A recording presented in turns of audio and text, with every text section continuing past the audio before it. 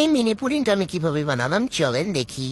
প্রথমে এই যে আমি দুধ জাল করে নিচ্ছি, এখানে কিন্তু 5 কেজি দুধ আছে, তার অর্ধেক করে নিতে হবে, মানে 2.5 কেজি। এরপরে আমি ক্যারামেলটা বানাই নিব চিনি দিয়ে। এই যে আমার চুলার মধ্যে এত জাল, এই রে পড়ে গেল, রই কেউ ধরো রে। থাক, সমস্যা নাই, আমি তাড়াতাড়ি নামাই নিছি। এই যে তাও আমার ক্যারামেলটা এত সুন্দর হয়েছে, পারফেক্ট। এখন আমি দুধের মধ্যে চিনি দিয়ে একদম ভালো করে ফাটাই নিব। আমার কাছে হ্যান্ড মিক্স নাই, তাই আমি চামচ দিয়ে ফাটাই নিচ্ছি। এরপরে অনেক বড় সাইজের 2টা ডিম দিয়ে দিলাম, উট পাখির ডিম। এরপরে এই ডিমের কাঁচা স্মেলটা যেন না আসে, এর জন্য একটু ভ্যানিলা এসেন্স দিলাম। এরপরে ভালো করে ফাটাই নিতে হবে। আমার কাছে টিফিন ক্যারি কোনো ছোট বাটিগুলো নাই, এর জন্য আমি একটা মবের মধ্যেই পুডিংটা বানাই নেব। এখন আমি একটা কাপড় দিয়ে দিলাম যেন না পড়ে যায় পুডিংটা নিচ দিয়ে।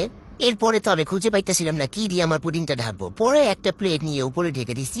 এরপর একবার চেক করে দেখলাম যে না হয় নাই, আবার ঢেকে দিলাম। নেক্সট বার চেক করলাম, দেখে হয়ে গেছে। মানে এটা হইতে এত টাইম লাগছিল কি বলবো।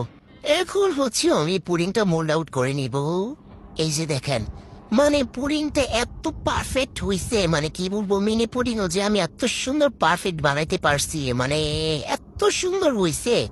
এই যে কেটে দেখাচ্ছি, দেখেন কতটা পারফেক্ট হইছে, ভিতরে সফট হইছে, একটু কাঁচা থাকে নাই, একদম পারফেক্ট।